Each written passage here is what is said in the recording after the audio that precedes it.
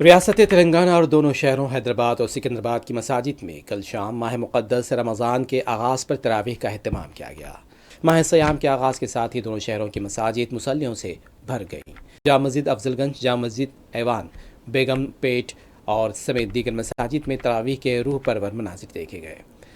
तरावीह में मुसल्लियों की सबसे ज़्यादा तादाद मक्का मस्जिद में देखी गई, जबकि दोनों शहर के अपार्टमेंट्स, फंक्शन हॉल और दीनी मदारिस और कुछ मकामात पर मैदानों में भी तरावीह का एहतमाम किया जा रहा है।